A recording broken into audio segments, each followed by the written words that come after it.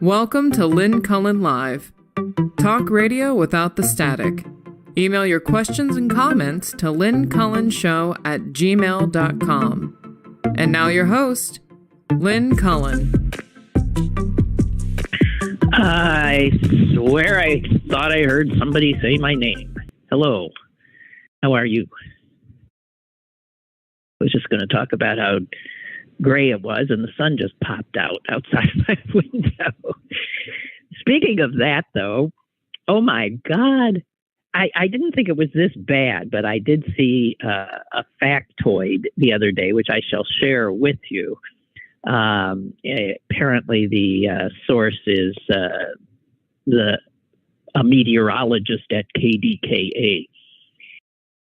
In the first 100 days of this year, so about a little over the first 3 months of 2022, those of us living here in Pittsburgh, Pennsylvania, saw only 4 sunny days. 4! Are you kidding me? 4 out of 100.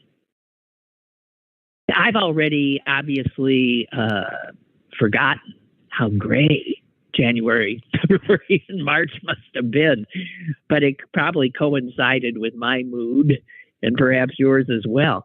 You know, for people, the sun is important. It's why I'm always mentioning the sun when it's there. I find it so glorious because we just don't see it that much here. And for those of you who've lived here all your lives and haven't traveled much, you don't know. This is very unusual. My God.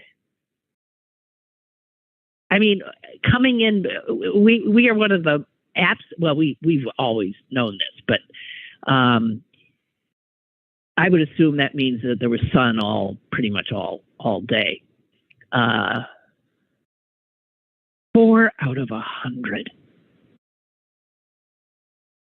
48 of those 100 first days of this year were mostly cloudy. 46 were partly cloudy. Oh, geez.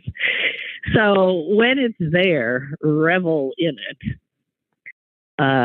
Because it has an impact. You know, there is such a thing as seasonal affective disorder. And man, wow. Okay, so anyway, I just wanted to note that my little weather app said that it was going to be cloudy all day with the sun coming out at 6. I thought 6. When it's supposed to be setting, isn't it? But then, you know, because we fiddle with the clocks, I guess it'll give me a few hours. At any rate, there it is. Lest you perhaps suspected you weren't seeing a lot of sun. You were not. Oh, well, let's see. I'm a little distracted today, I must admit.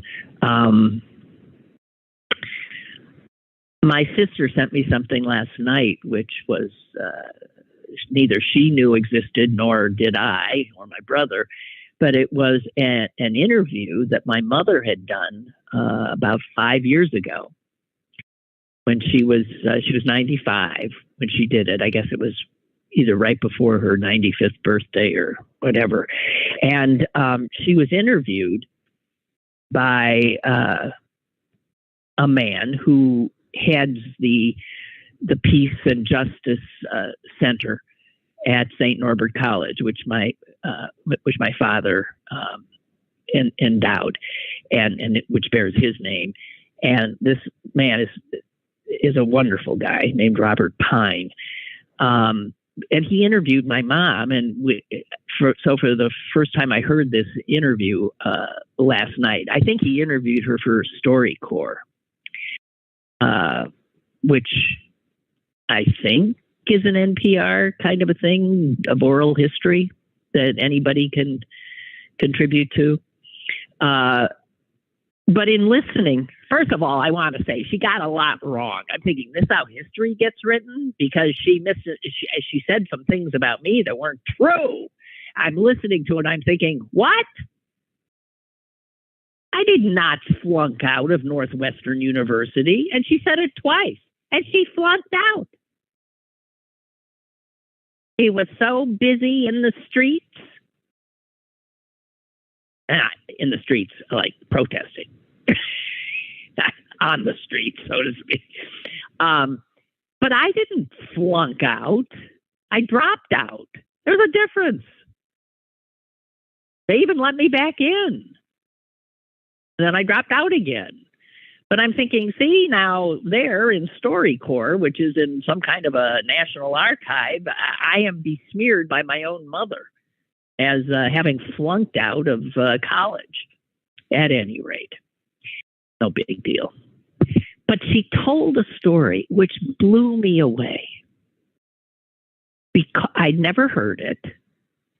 And at first I thought she was mixed up and was telling a story that had happened to me and that she decided it had happened to her.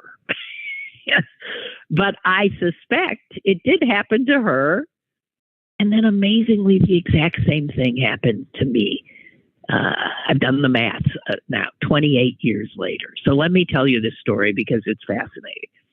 The guy was Bob Pine was asking my mother about her, childhood. She said she was born in Galesburg, Illinois. And she mentioned that she was the only Jewish girl in her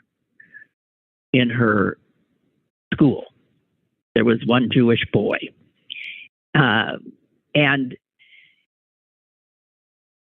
she didn't think of that as isolating. She said it made her feel special, which I found interesting because normally when you're a child, if you're different in some obvious way, racially, religiously, whatever, that's a difficult thing for a child because children just want to fit in. But my mother, being my mother, it made her feel special.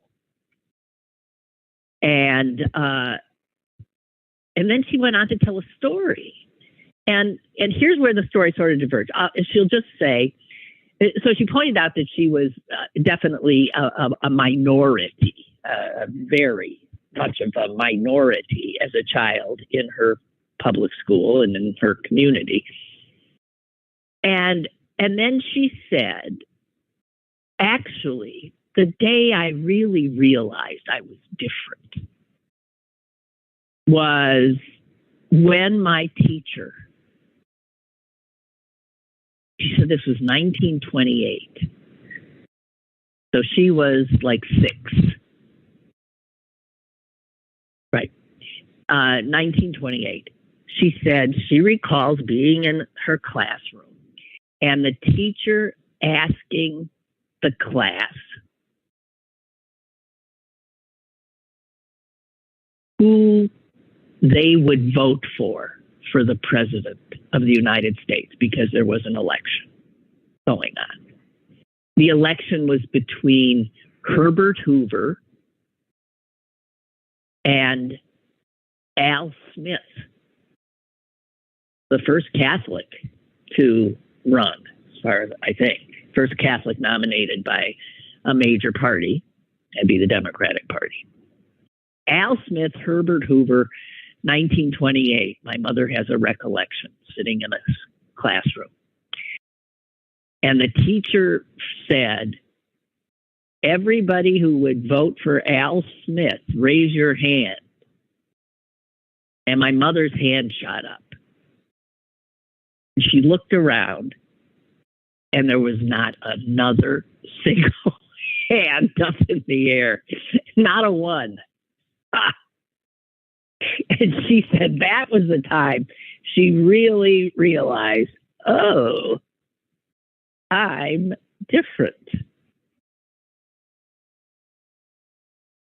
And what blew me away about this story is that the same damn thing did happen to me. I'm assuming it's 28 years later, because I looked to see. I would have been a little older than she, because it would have been 1956. So I'm 8 years old, 7 or 8. And the race for president is between Dwight David Eisenhower and Adlai Stevenson. Now, they also had ran against each other in 1952. But I was 4 years old, and I seriously doubt if I was in a class where that question would have been asked.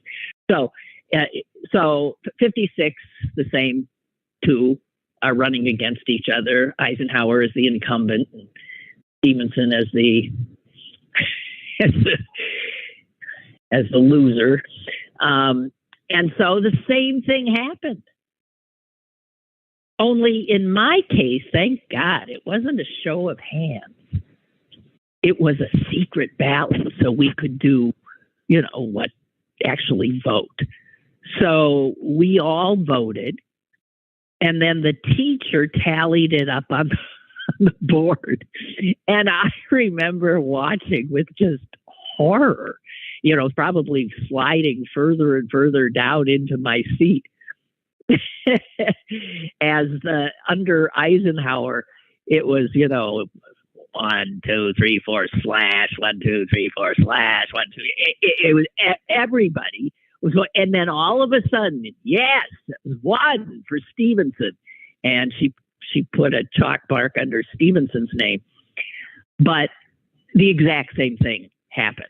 It was the only vote for Stevenson. And because it was a secret ballot, thank God, I did not have to own up to it, because unlike my mother, my reaction as a child was, I don't know that I want anybody to know why I'm not in the in crowd here. So my memory, though, of this story is that I walked home from school, and I was really puzzling over this. Why I was so different. The kids all vote as their parents vote. It's just, that's what it is. And I'm thinking, what's wrong with my parents? What's wrong with us? And the only other thing I could think of that made us different was that we were not Christian. And so when I got home, I asked my mother, Mom, because this is the only thing I could figure out. I asked my mom, is Adlai Stevenson Jewish? I think in my head, I thought that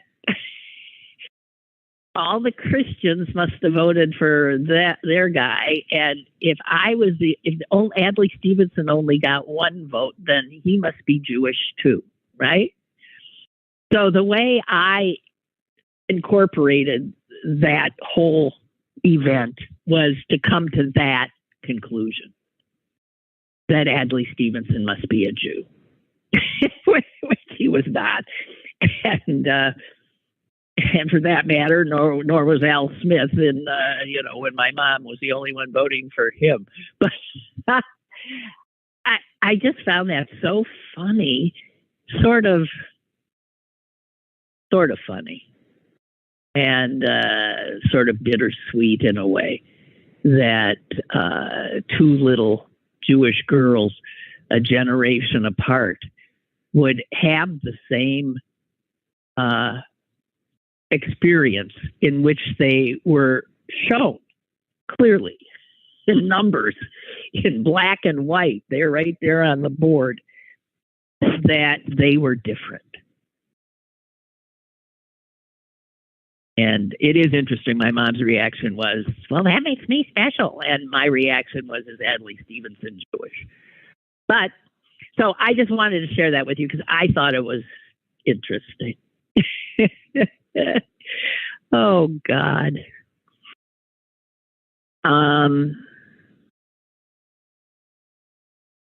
What else do I have here? I'm trying to think if there's anything I have that's not like horrific.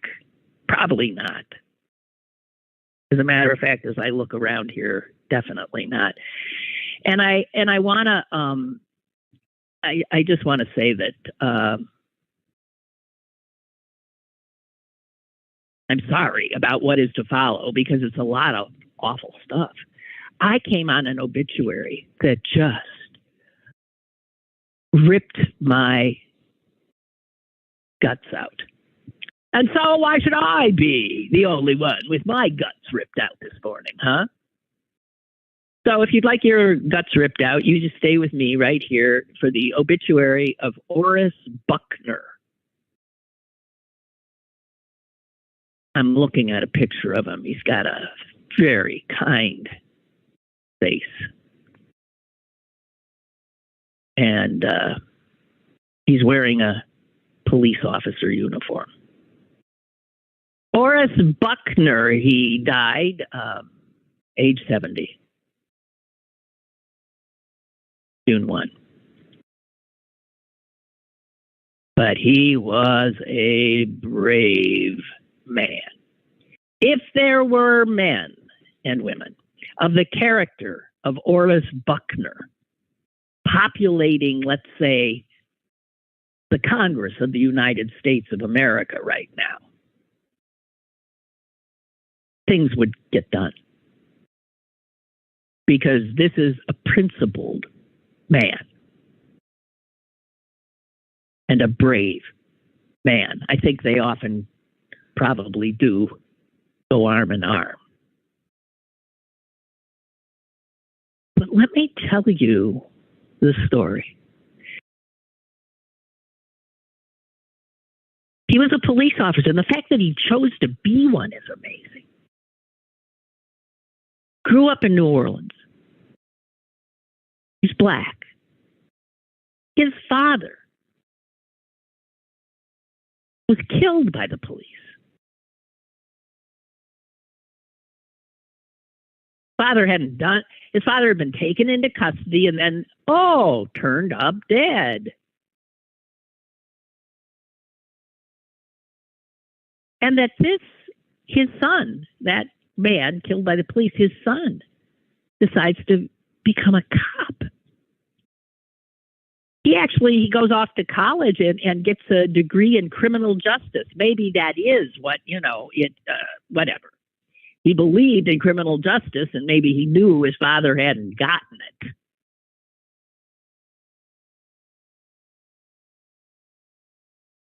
And he gets onto the New Orleans police force. And he's a rising star in the department, and he's put in the homicide division.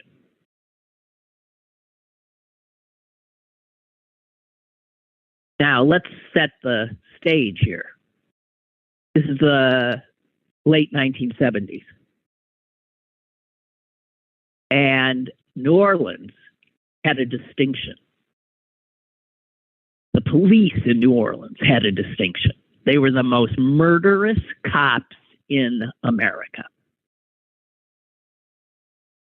They killed, and this is, by the way, the people who accumulated these numbers and reported this was the International Association of Chiefs of Police. They did a survey, and they found that the New Orleans cops killed more civilians per capita than any other cops in the United States of America.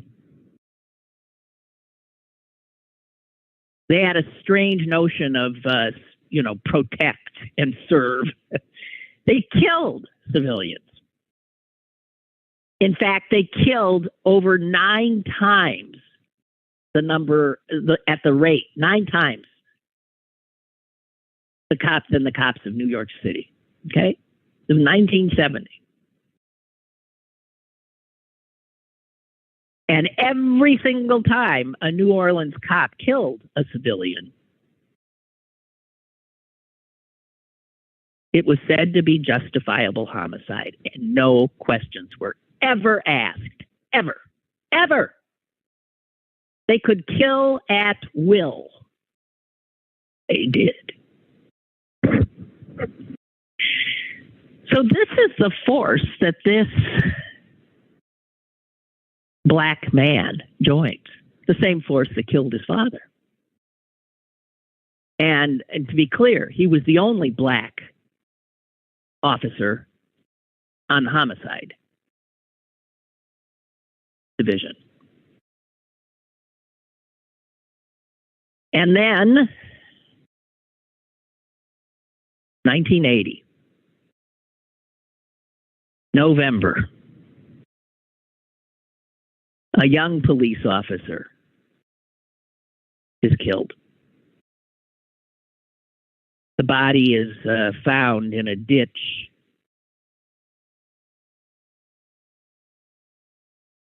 in the city. Witnesses said that they had seen two white men running from the scene. But the New Orleans cops, they flooded the black sections of New Orleans, kicking down doors, calling in anybody they could get their hands on, and specifically went after two young black men, guys named Robert Davis and Johnny Brownlee. And the cops told those two that they wanted them to identify two black guys as the killers. Now, it doesn't even matter that these two that they've hauled in and told to identify two people as the murderers. It doesn't matter that they didn't see the murder.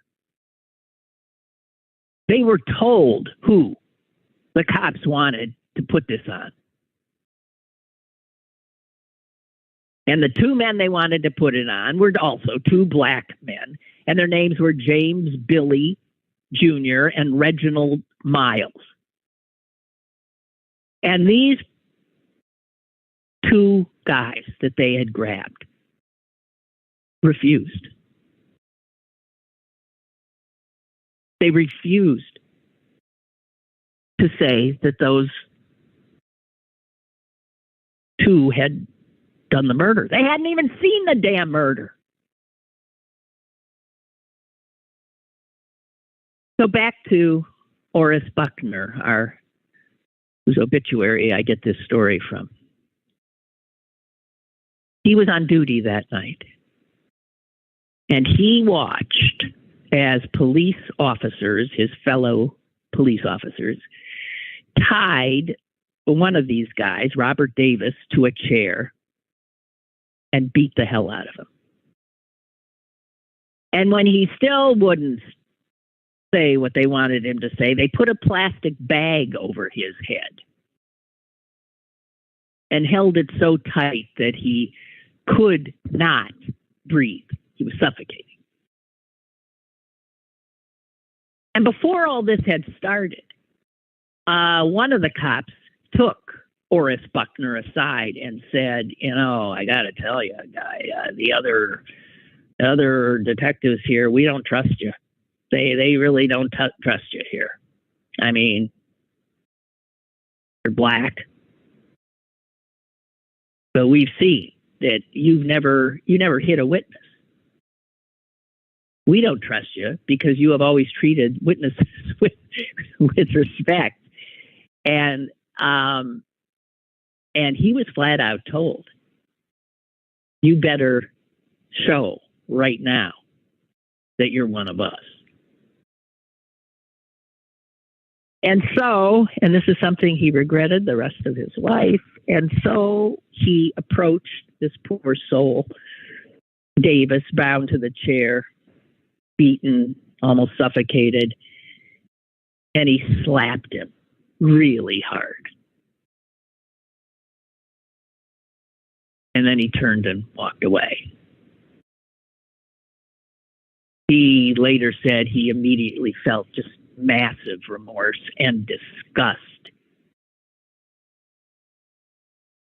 And then when the other officers just started pummeling the hell out of this guy again, he actually tried to stop them, and they threw him out of the room.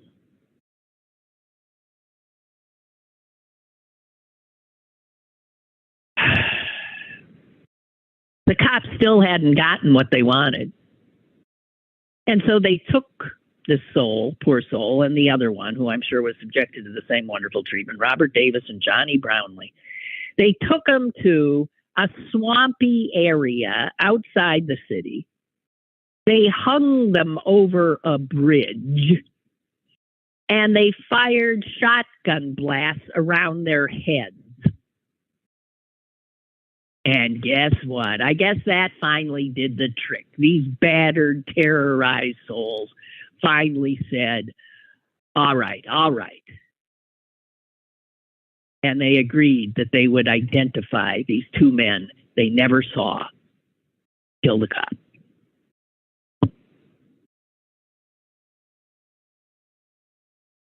You think this story's over?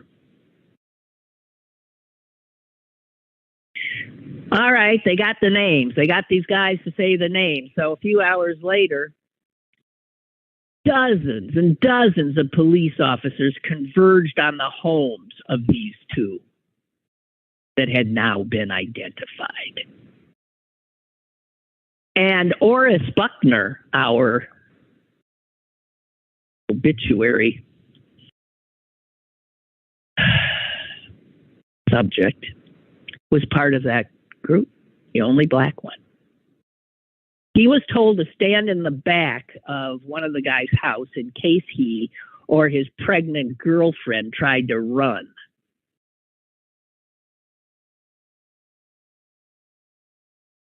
All he heard,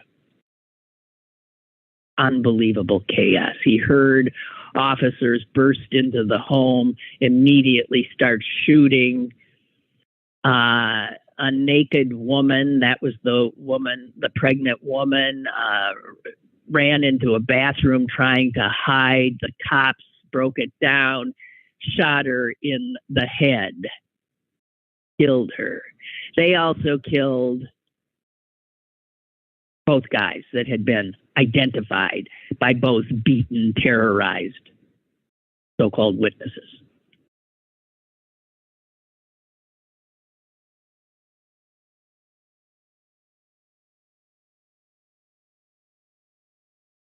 A few days later, Oris Buckner went to the DA, went to the assistant district attorney and said, I want to testify about what happened. Now, I got to tell you, you've heard about, the code of silence. And the code of silence in this department, the most murderous department in the country, was for Oris Buckner to have the courage to say, I can't, to tell what really happened.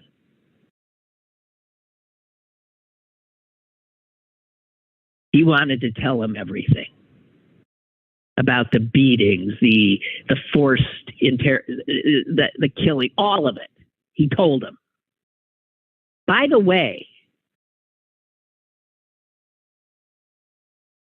the DA at the time was named Harry Connick.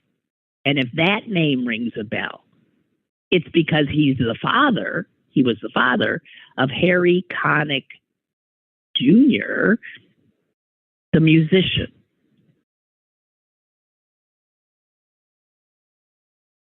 So Oris Buckner had gone to Harry Connick's department, and Connick, totally appreciated this brave black man. And he took the testimony and he took it to a grand jury, a overwhelming majority white, New Orleans Parish grand jury, twice. And both times, the grand jury refused to hand up homicide indictments of the police. And it was simply because, hey, it was unthinkable. It was simply, I'm sorry, that's not done. You don't charge white officers with murder for killing black people. This time, though, the city erupted. The police chief ended up resigning. Demonstrators occupied the mayor's office in City Hall. And the next year, a federal grand jury handed down indictments against 7 officers for, this is what they always do, this is what they're able to do, for violating the civil rights of Mr. Davis and Mr. Brownlee. Those are the 2 guys they beat up and interrogated. I don't know that anyone was charged with the killing of the 2 people who'd been falsely identified with the murder in the first place. There were such strong emotions about the case when it came to trial that it was moved out of New Orleans and moved to Dallas. There was an attempt to quash a 60 Minutes report that was going to air before the trial began. That didn't work, and so the 60 Minutes piece aired, and it hung on Oris Buckner's eyewitness testimony.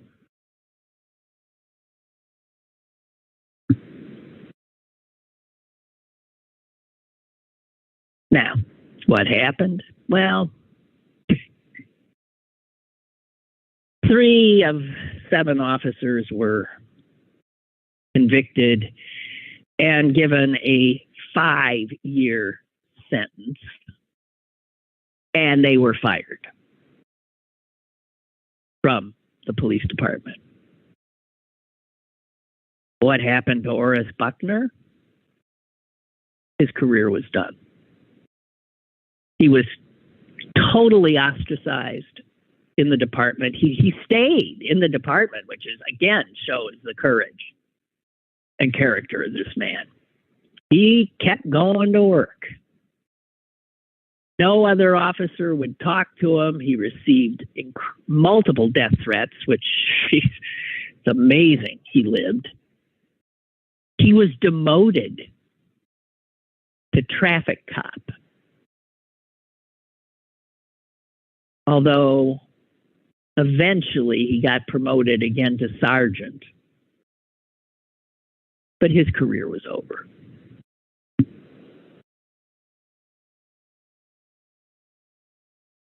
Hurricane Katrina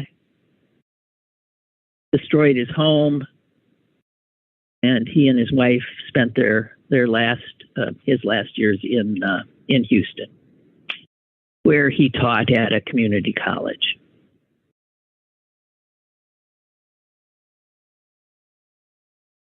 So here's a man whose decision to do the right thing at incredible cost to his own financial well-being, potentially his life, everything. There are people like this. Few and far between. God bless him.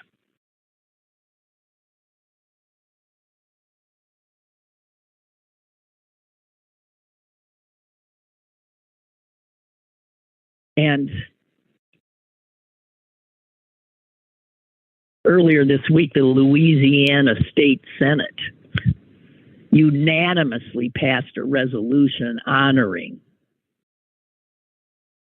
his brave decision to break the code of silence and to testify to the reality of what was really happening with the New Orleans police. So that I thought was the most interesting obituary of the day.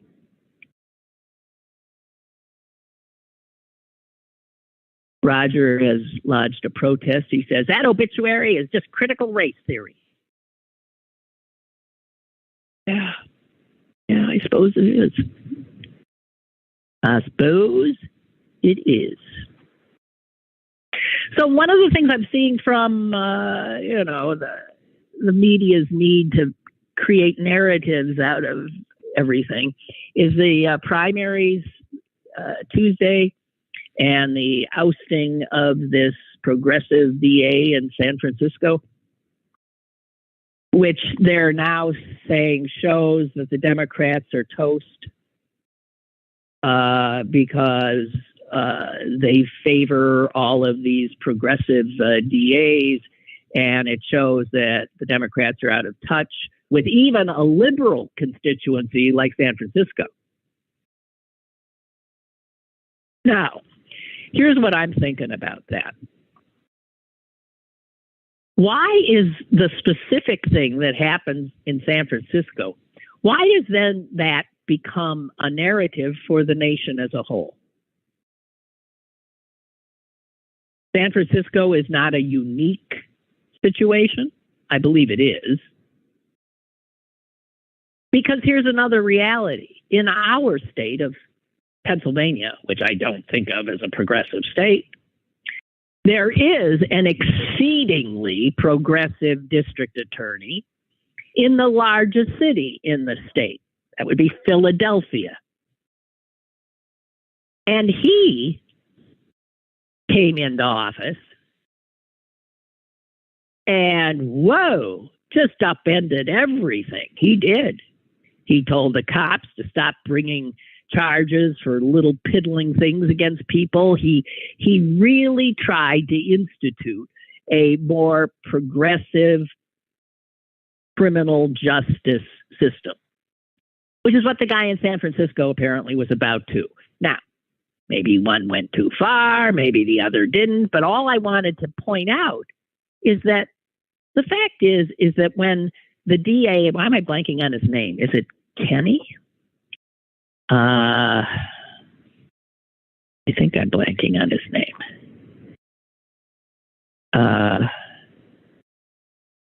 He easily won re-election. I think last year. He cruised to re-election. So did you see national stories after that incredibly progressive Philadelphia district attorney was re-elected? Did you see stories about how that shows the Democrats were so incredibly in touch with people wanting to change our criminal justice system? No, you did not, because that's not what our national media do. They are always looking to find the evidence of why the Democrats are screwed. Now, it could well be the Democrats are screwed, as you know. But in some respects, media, this is this self-fulfilling prophecy that they just can't break away from. They just can't do it. It's their story, and they're sticking to it. But I did want to point that out. By the way, speaking of cops, and there is the most extraordinary story. I'm not going to bother you with any detail. I'm still in the midst of it. I was reading it in the New Yorker about the Los Angeles County Sheriff's Department, which is like one of the largest, where did I see that? Is like one of the largest law enforcement operations in the country.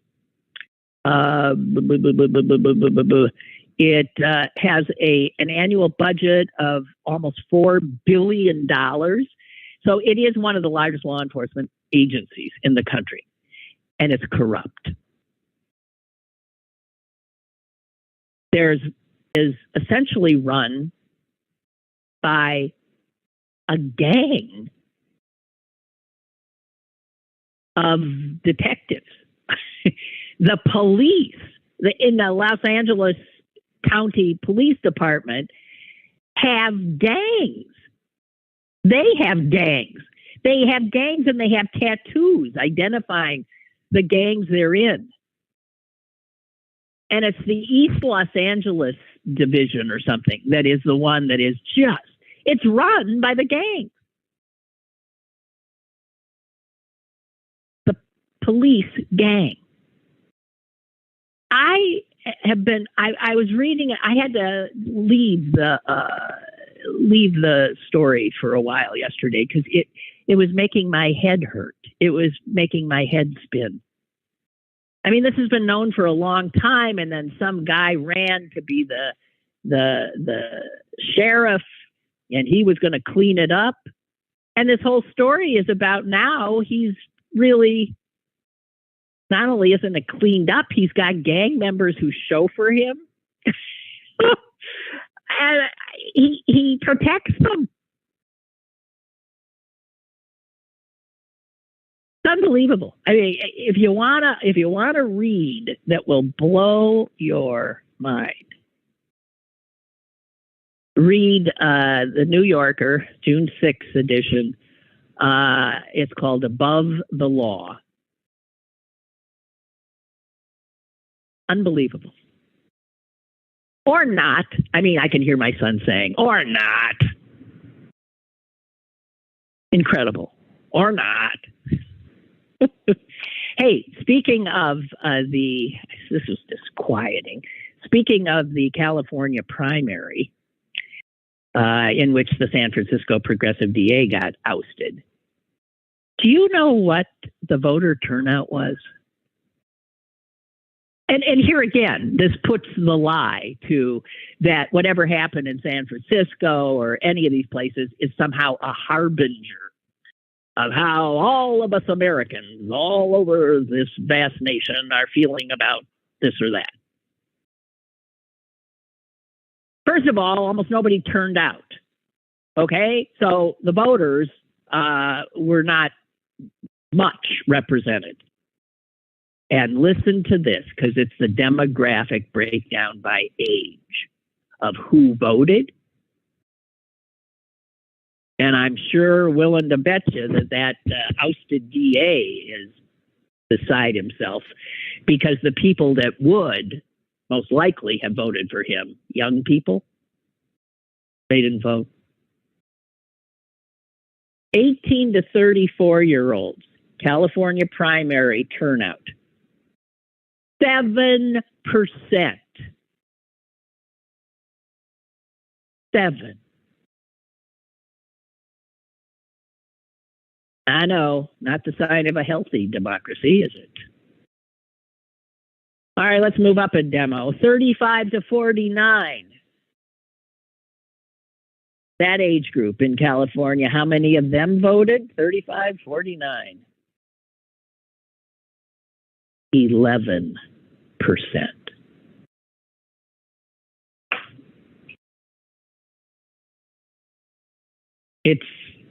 It's astonishing to me. Just astonishing. And you can vote by mail. It's not like you even have to get up. Unbelievable. We don't deserve a democracy. We don't.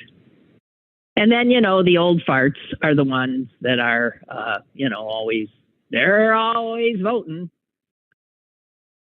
But even that's nothing to write home about. The age group 65 plus voted at 40%, which I guess in this country is considered a huge turnout. Almost half.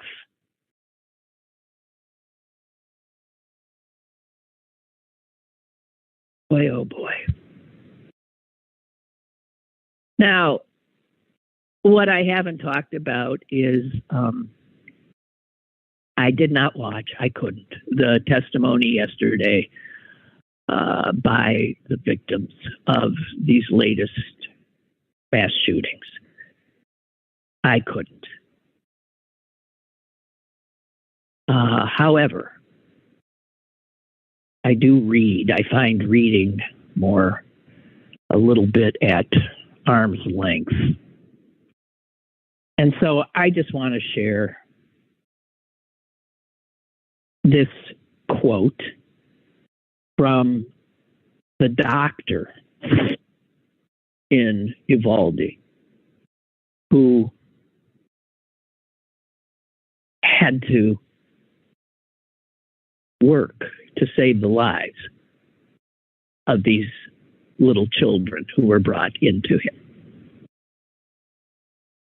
And I save the lives. I mean, that's not the right, because most of these kids, you know, I mean, they were dead.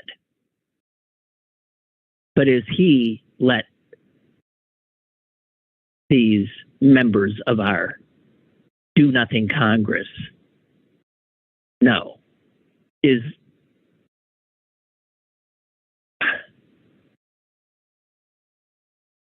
here's what he said. He told them about, these are his words, 2 children whose bodies had been pulverized by bullets fired at them, decapitated. Now, decapitated by the bullets. The force of the bullets took their heads off.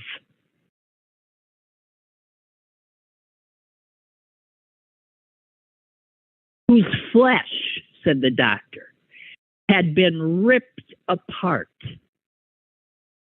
So much so that the only clue to their identities was the blood-splattered cartoon clothes still clinging to them.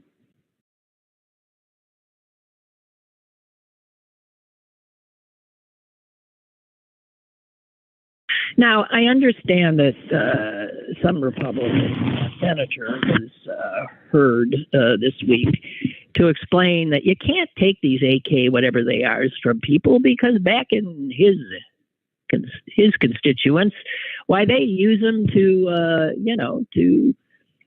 kill prairie dogs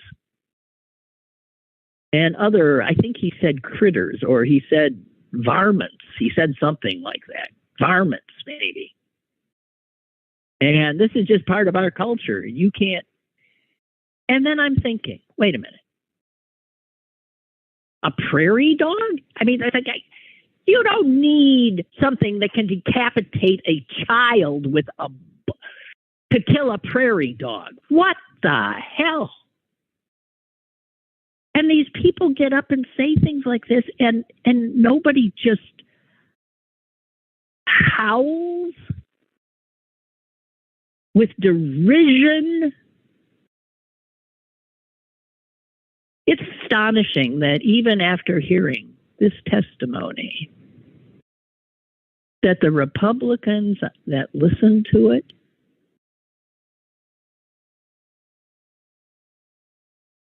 didn't change one bit of their rhetoric. No. The only thing that got them a little bit exercise yesterday was that a man with a gun was spotted outside Justice Kavanaugh's house, and now they want something to happen really fast because a justice of the Supreme Court was threatened, as opposed to all of these dead children. That they don't seem to get so immediately exercised about. Incredible.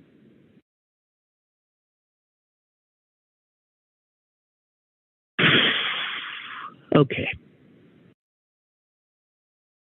I've had these stories from Florida. There's a meme, right? Florida man, because there's so many bizarre things. I just saw this headline. I have not a clue what this is, but this is a typical out of Florida story because it just says this. A man, Florida man, survived an alligator attack yesterday after mistaking a 7-foot-long alligator for a dog. I'm just going to I'll let that sit there with you. The Darwinian theory would say he shouldn't have survived. But can anyone even come close to explaining to me how somebody could mistake a 7-foot alligator for a dog?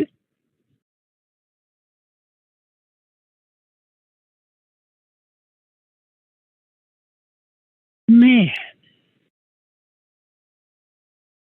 So I'm just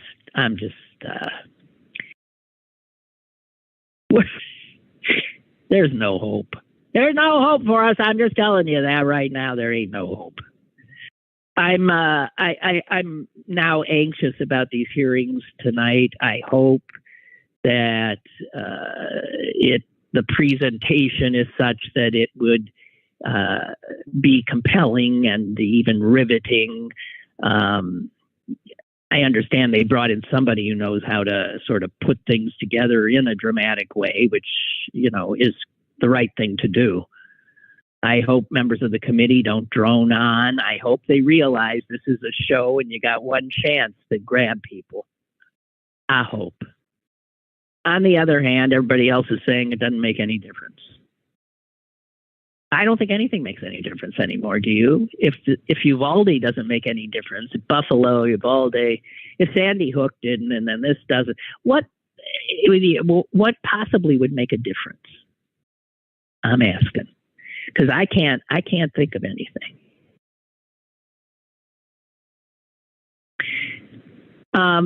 Something else that I just want to I'll vent quickly about, but I've done this before. This has to do with words and language and Democrats and progressives. But I do have to say, I'm so fed up. So progressives, including the ACLU and Planned Parenthood, two organizations on whose boards I have served and continue to support, they both have joined, to me, the Looney Tunes crowd with this refusal, with this absolute deep sixing of the word woman. And okay. The thing is, they want to be inclusive. And by being inclusive, they've excluded over 50% of the population, which are women who were born as women and who identify as women. That's over 50% of the population. And somehow, because what about including us is all I'm asking. And I point out that the ACLU put out, where is it? I got it here somewhere. Put out this thing about abortion and about the, soon to be jettisoning of Roe. And here's what the ACLU said. Abortion bans disproportionately harm, and then they have this whole list. Okay, here, according to the ACLU, abortion bans disproportionately harm Black, Indigenous, and other people of color. the LGBTQ community, immigrants, young people, those working to make ends meet, people with disabilities. Protecting abortion is an urgent matter of racial and economic justice. I mean, man, the only thing missing there is a rather relevant demographic: women.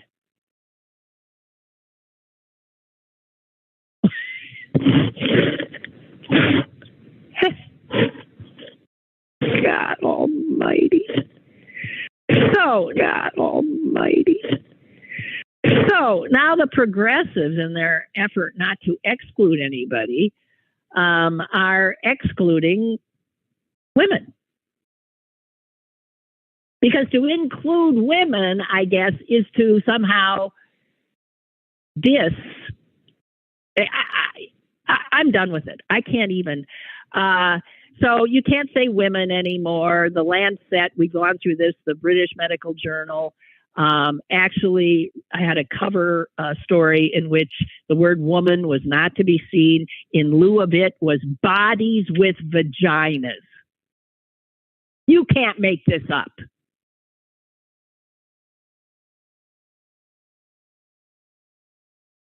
The Centers for Disease Control has a section on care for breastfeeding people.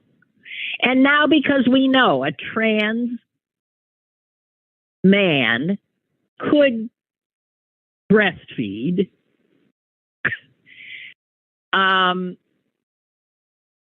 there's another New York agency that won't use the word breastfeeding and is using chest feeding.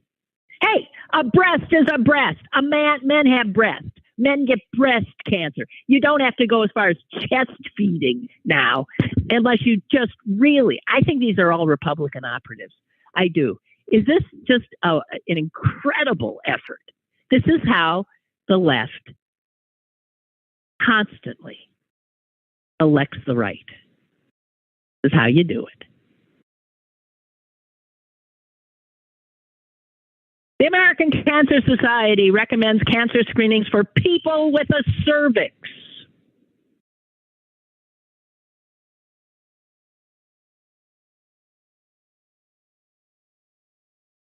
I've had it.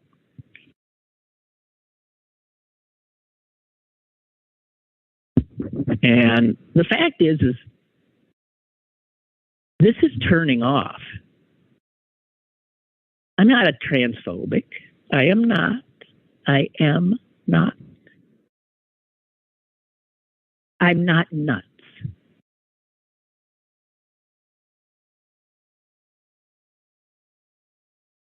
I'm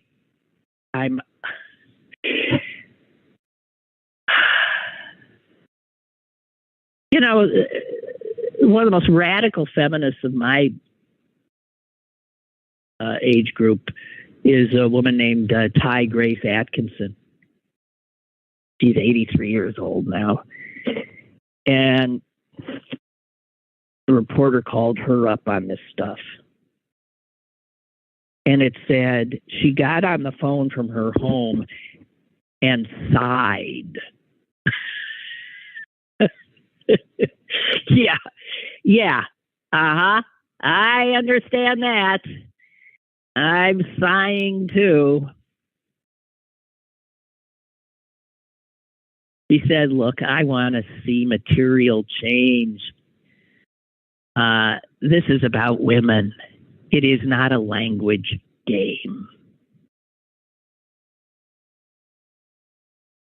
It's the idea here is to show respect for every person and every person's sense of self. It must then follow that females like me, who understand ourselves as women, that's who I identify myself as. I am a woman. We cannot be expected to go along with language that suggests I don't exist. And that's exactly what the trans people say.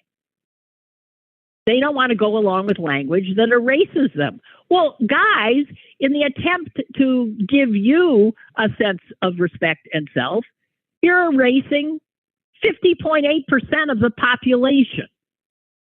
That'd be women.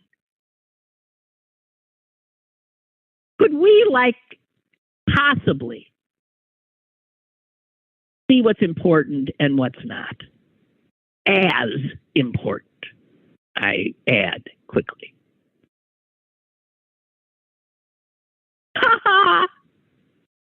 I just want to tell Jonathan, I just clicked on your on whatever you just sent me, and it's this big yellow thing came up, and it said, "Be careful with this message.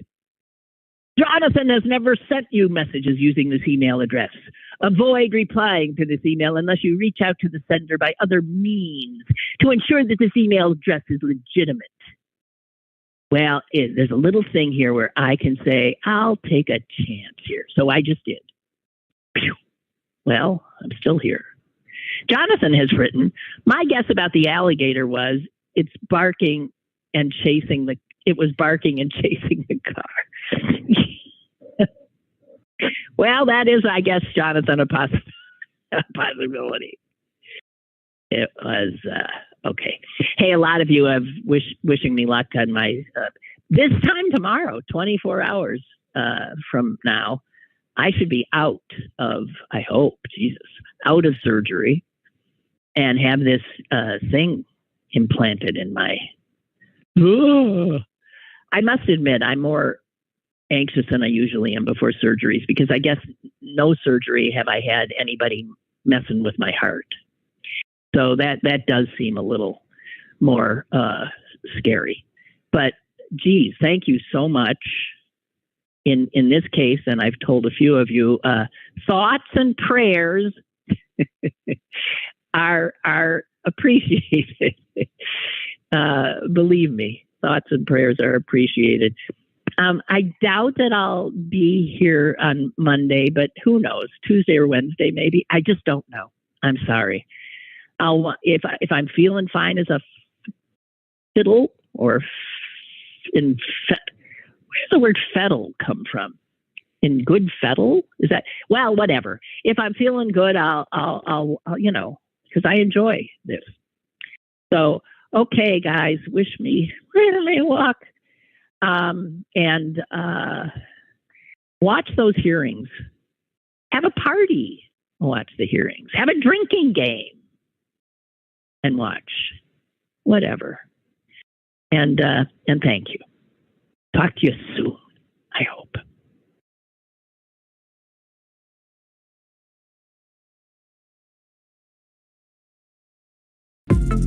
Lynn Cullen Live, Monday through Thursday from 10 a.m. to 11 a.m. and archived at pghcitypaper.com. The opinions expressed on Lynn Cullen Live are those of the host and do not necessarily reflect the viewpoints of Pittsburgh City Paper or its advertisers.